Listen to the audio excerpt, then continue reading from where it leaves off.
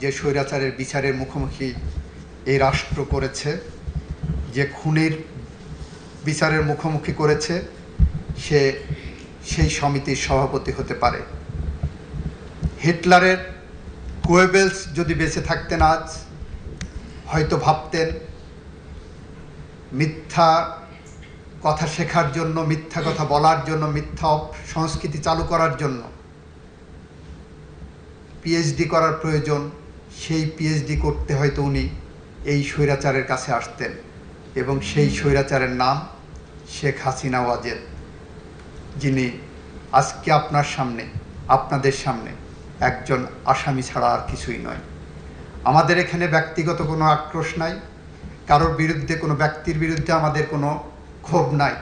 আমরা অপরাধের বিচারের জন্য আপনাদের কাছে এসেছি, এবং ঘটনাক্রমে সে অপরাধের সাথে যারা সম্পৃক্ত তারা ব্যক্তি, হয়তো আসবে অপরাধের সাথে সম্পৃক্ত কোনো রাজনৈতিক দলও আসতে পারে ভবিষ্যতে, আমরা জানি না।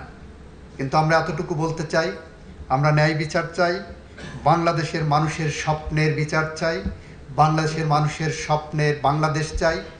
যে বাংলাদেশ যদি আমরা গড়তে ব্যর্থ হই, তাহলে কবি হেলাল হাফিজের ভাষায় আমরা উত্তর পুরুষের ভীরু কাপুরুষের উপমা হয়ে থাকব। আমরা এই প্রজন্ম সেটা চাই না। আমরা চাই না বলেই আবু সাইদ মুগ্ধের রক্তের শপথ নিয়ে আমরা আপনাদের সামনে এসেছি। আমরা বলতে এসেছি, আবু সাইদরা যে রক্ত দিয়ে গেছে, যে বাংলাদেশ গড়ার প্রত্যয় দিয়ে গেছে, যে মশাল আমাদের হাতে দিয়ে গেছে, আমরা আমাদের জীবনের শেষ রক্তবিন্দু দিয়ে হলেও সেই মশালকে প্রজ্বলন রাখব।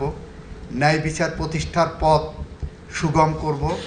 সেই প্রতিষ্ঠায়, ন্যায় বিচারে, আইনি কাঠামোয় আমরা সর্বোচ্চ শাস্তি চাইব। সেই শাস্তির প্রক্রিয়ায় আমরা হয়তো অলিভার ক্রমওয়েলের মতো ওরকম নির্মম নিষ্ঠুরভাবে ফাঁসি দেওয়ার পরেও ২০ বছর শহরের মাঝখানে